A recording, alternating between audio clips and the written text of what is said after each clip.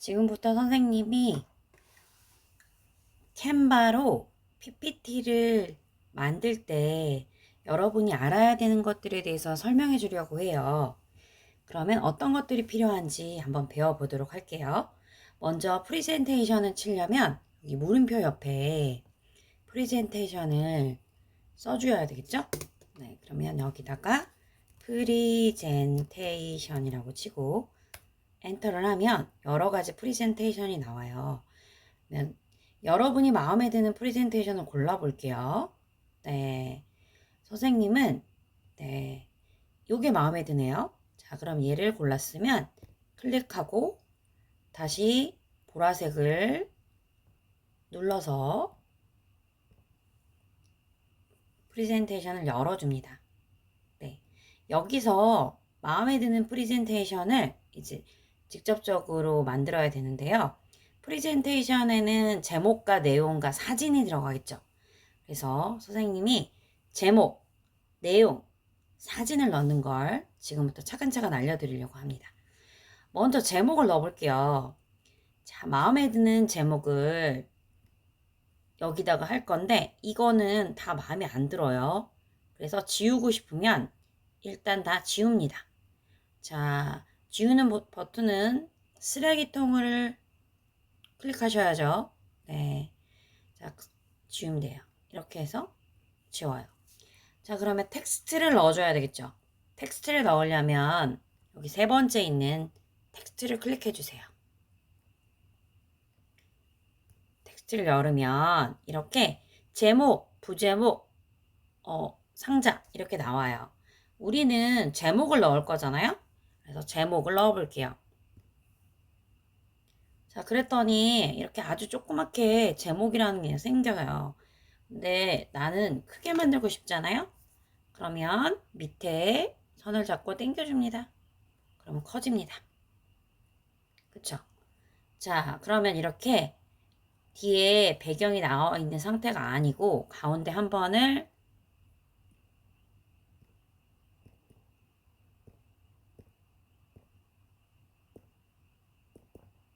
가운데를 클릭해주면 이렇게 커서가 깜빡깜빡 껴요. 그때 글자를 지우고 내용을 써줄게요. 자, PPT 만들기 이렇게 치면 되겠죠? PPT 만들기. 친구들이 글자를 넣을 때 커서가 깜빡일 때 글자를 쓰는 걸 자꾸 잊어버리거든요.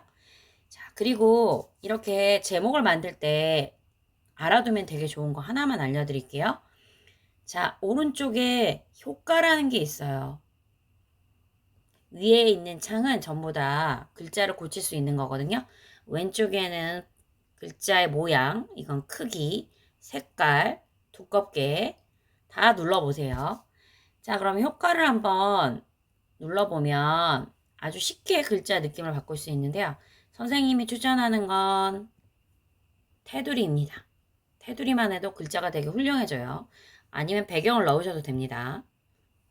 자, 그러면 테두리하고 배경을 언제 넣으면 좋은지 한번 볼게요. 일단 테두리를 클릭해 볼게요.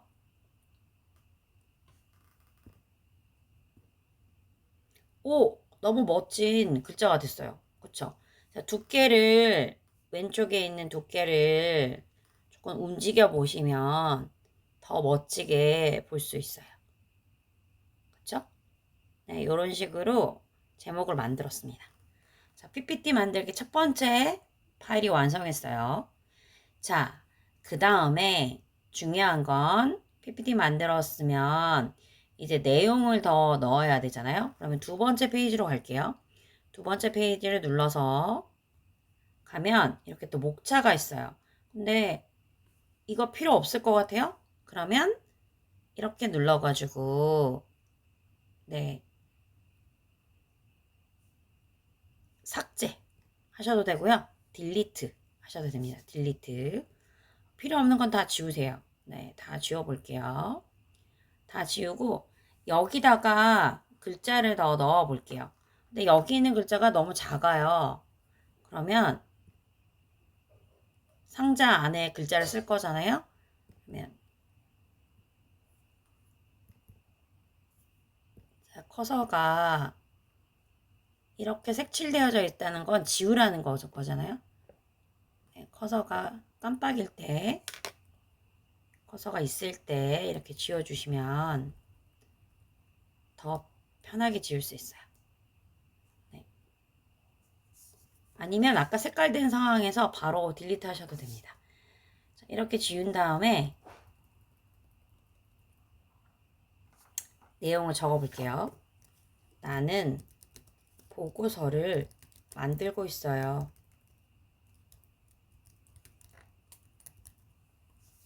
자, 아까 한 것처럼 효과를 넣어볼게요. 효과. 자, 배경을 넣어볼게요. 배경. 오, 이렇게 했더니 아까 넣었던 것보다 글자가 되게 분명하게 보이죠? 거기다가 글자를 좀 진하게 해볼게요. 네. 거기 이렇게 쓰고, 네. 내용에 엔터를 치면 밑에다 내용이 또 바뀌죠? 네.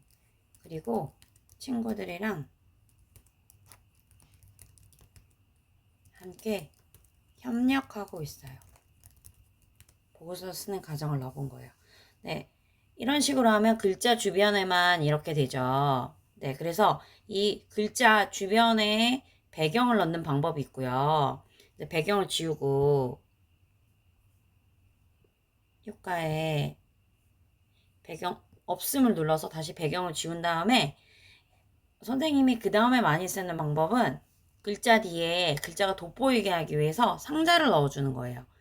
자, 프레젠테이션 바깥에다가 커서를 두고 R이라고 쳐볼게요. 자, 그러면 마법의 상자가 나왔거든요. 그럼 상자를 글자 옆에다가 이렇게 넣어볼게요. 색깔이 너무 빨가니까 좀 돋보이는 색깔로 해볼게요. 네, 이렇게만 해도 훨씬 아까보다 글자가 안정적으로 잘 보인다는 거, 깔끔하게 상자 안에 들어가면 더 깨끗한 느낌이 들어요. 자, 이렇게 해서 글자 넣는 거 해봤고요. 그 다음에 사진 넣는 거 해볼게요. 사진을 찾아서 다운로드를 해놨거든요. 그때 업로드를 하는 거 어떻게 해야 되는지 볼게요. 얘를 클릭해 보도록 하겠습니다.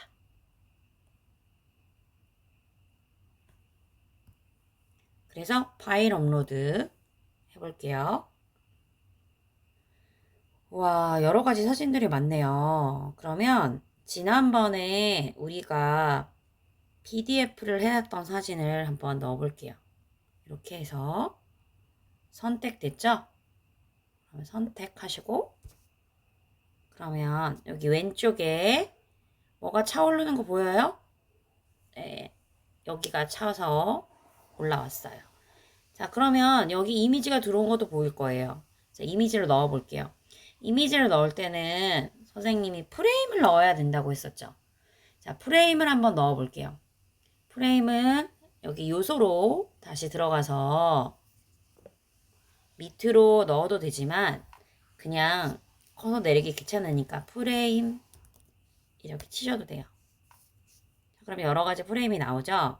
그럼 내가 넣고 싶은 이거 너무 멋진 것 같아요. 선생님은 TV 안에 사진이 들어간 것 같잖아요. 자, 여기다가 아까 올려놨던 업로드된 이미지를 이렇게 올려볼게요. 당연히 프레임은 다른 사진을 넣을 때도 볼 수 있어요. 그럼 프레임을 크게 하면 이렇게 사진을 키울 수 있죠. 네. 이런 느낌으로 사진을 넣어봤어요. 근데 아무래도 이 배경 자체가 직사각형인데 선생님 건 너무 세로로 길어요. 그럼 프레임을 바꿔줘야 될 것 같아요. 그렇죠? 그럼 일단 딜리트를 하고 지우고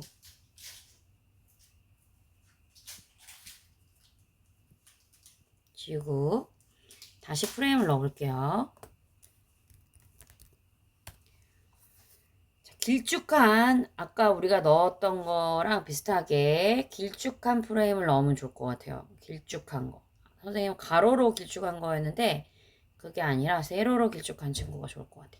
세로로 길쭉한 목업은 약간 제품의 안에 넣는 느낌이어서 네, 이렇게 이거 선생님이 아까 찾았던 거랑 이 모양이 비슷하잖아요?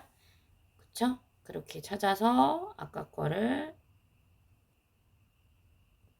이렇게 넣어볼게요. 클릭해서 이렇게 넣어볼게요. 네. 그랬더니 이렇게 잘 들어왔어요. 자, 조금만 더 키워볼게요. 네. 아주 훌륭하게 잘 들어왔네요. 이런 식으로 업로드해서 사진을 넣을 수도 있고요. 또 요소로 다시 들어가서 다른 것들 중에서 내가 넣고 싶은 거 프레임을 지워야지 다른 게 나오겠죠, 이제. 꾸며주는 그래픽도 넣어보고요. 네. 누르면 이렇게 핸들이 생겨요. 그러면 이렇게 모양을 이렇게도 움직일 수 있어요. 이거는 회전이라서 네, 그냥 이동할 땐 이렇게 이동하는 거죠. 네, 그리고 크기는 하얀색을 잡고 이렇게 이동해 주세요. 네. 자, 이번 시간에는 텍스트하고 업로드하고 요소에 대해서 좀 알아봤거든요. 나가기 전에 만약에 이걸 하다가 갑자기 화면이 꺼지면 만들던 것들이 없어져서 당황스러울 때가 있잖아요. 그때는 홈을 다시 열어보면 있어요. 자동으로 저장되기 때문이죠. 그래서 홈으로 가는 것만 정리해보고 다음 시간에 또 배워보도록 할게요. 이걸 누르면 홈으로 간다고 했죠. 네, 얘를 눌러서 가면 왼쪽에 홈이 보여요. 자, 그리고 홈을 누르면 아까 작업했던 파일이 다시 자동으로 저장된 거를 확인할 수 있어요. 여기 보이죠? 네, 그걸 다시 열어서 다시 들어가 볼게요. 네, 그럼 오늘은 여기까지 하고요. 다음에 노션 캔바에 대해서 여러분이 익혀야 될 거 또 알려드릴게요.